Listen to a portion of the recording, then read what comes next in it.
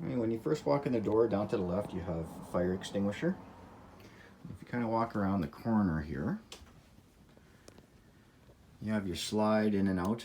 And when you're operating your slide, I do recommend to have your entrance door open. There's a lot of positive, negative pressure depending which way the slide is moving. It's just somewhere for the air to go.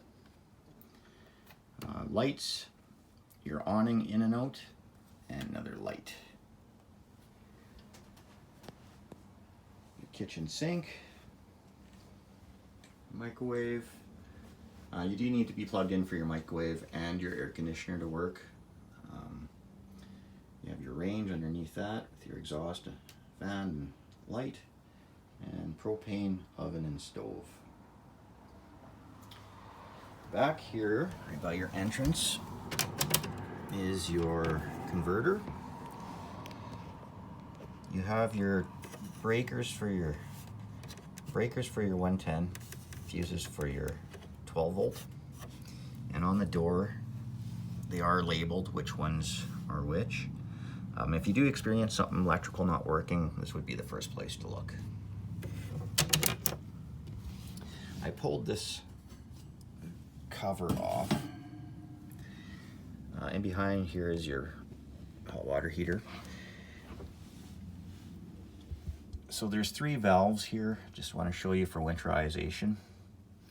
You have the bottom one, top one, and then one in the middle here. So when you go to winterize, you're going to want to isolate your hot water heater. You're going to want to close the top and the bottom. So closed like that. And then the middle one, you're going to open so it's in line. The valve handle's in line with that. In that position, no fluid can get to your hot water heater. So when you pump in your antifreeze through, you don't want none going into your hot water heater. So you switch your valves like that. Keep them like that. When spring comes around, you're going to flush your system out, get rid of all the antifreeze. After you've flushed your system, then you can switch them back to in use, which top, bottom open, and the middle one closed. Your fridge controls are here. You have your auto, which it looks for 110 power first. If it's not available, it automatically switches to gas. And then you have your gas. So if you're plugged in somewhere, I would definitely switch to auto. If the power goes out for some reason, it's going to switch to gas automatically. If you're not going to be, if you're not plugged in, you might as well switch it over to gas. If you have this gas light flashing at you, that just means it tried to light on gas, but it didn't. It's not uncommon. It takes a while for the propane to get to the appliances.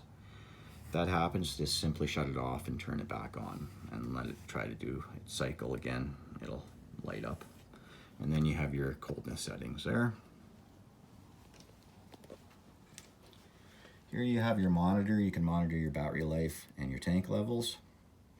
You have your water pump on and off, your water heater, gas, and water heater electric. So if you're using it on gas and you see this fault light come on here, it's the same thing as the fridge. It just means it didn't light. Simply shut it off, turn it back on, and let it do its cycle again. Thermostat for your furnace. You have your heat for your furnace. Fan just runs the fan in your air conditioning unit, and then cool, which runs your air conditioning. You want to keep everything on auto. You can be high or low. And then you have your thermostat or settings here. You got your temperature settings. Your dinette, storage underneath the seating. Your table does collapse down. You'll see this handle here. You can just spin it and then just kind of push it down, and it comes down. You can rearrange your cushions, make it into a bed. There's a bag of books here. It's going to have a book on all the different appliances on here, so if you ever need any information on that, look in here. Your remote controls, TV and your stereo. And you have a park adapter. It's a 110 down to a household plug-in. And these are good for keeping your fridge cold, running your lights, but I don't recommend using your air conditioning and microwave with them. You have your sofa, which also folds out to a bed. You have an air mattress underneath, and it does have an air pump.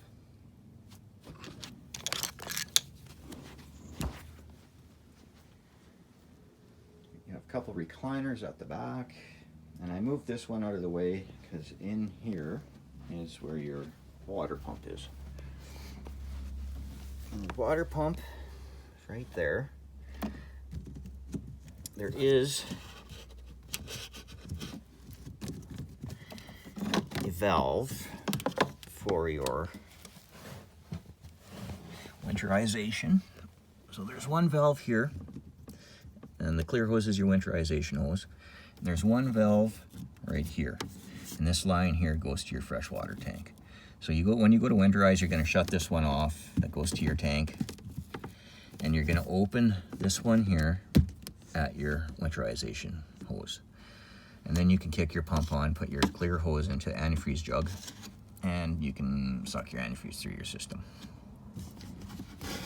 I'll turn it back for sucking out of your fresh tank.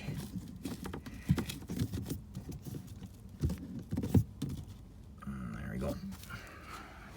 And this little cover just slides over in there. You have your TV, your stereo.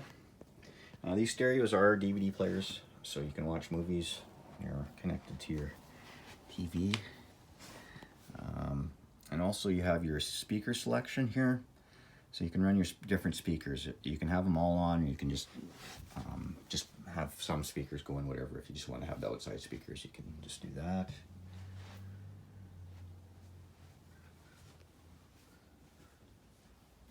Your air conditioning unit is up there. There's not much for controls. You can slide the vents open and close on the outside there. That's about all you can do there. Everything else is run on your thermostat. Carbon monoxide detector there.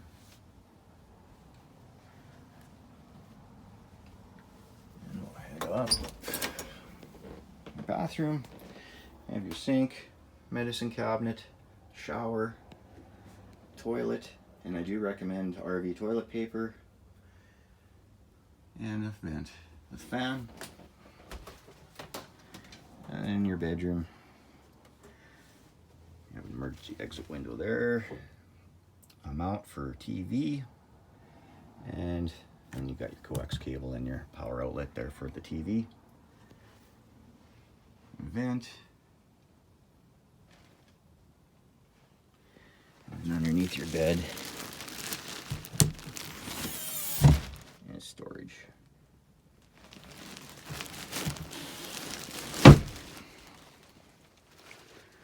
So I think that is about it. Oh, there's your TV antenna here. You crank it this way, it goes up. Crank it the other way, it goes down. Not too many people use them anymore. Just if you are using it, just remember to crank it down before you travel. So I think that is about it. If you have any questions, give us a call. And I hope you enjoy your unit. And thanks for watching.